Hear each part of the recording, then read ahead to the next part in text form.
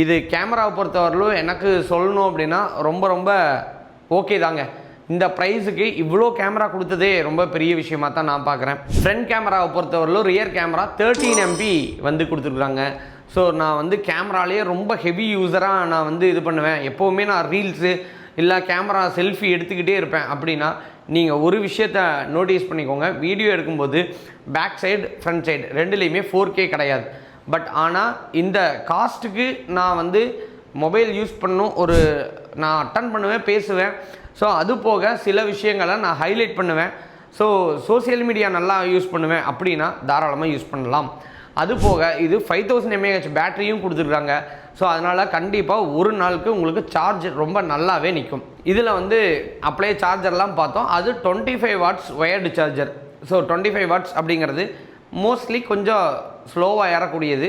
So ஆனால் இந்த 5000 mAhக்கு அது போதுமா அப்படின்னா 1.15 மினிட்ஸில் ஒரு ஃபுல் சார்ஜ் 100% ஏறிடுமானா தாராளமாக ஏறிடுங்க. ஸோ இந்த மொபைலை பொறுத்தவரையிலும் ரொம்ப ஹேண்டியாக இருக்குது, ரொம்ப ஸ்லீக் மாடலாகவும் கொடுத்துருக்காங்க. அது போக கேமராவை பொறுத்தவரையிலும் அப் டு தி மார்க் ரொம்பவே நல்லா இருக்குது. ஸோ ஃப்ரண்ட் கேமராவும் நல்லா இருக்குது. ஸோ இந்த பட்ஜெட்டுக்கு இது யூஸ்ஃபுல்லாக இருக்குமானா கம்பல்சரி யூஸ்ஃபுல்லாக இருக்கும். நீங்கள் ஒரு வீடியோ லவர் அப்படின்னா நீங்கள் தாராளமாக யோசிச்சுட்டு இந்த மாடல் வாங்கலாமா வேணாமான்னு டிசைட் பண்ணலாம்.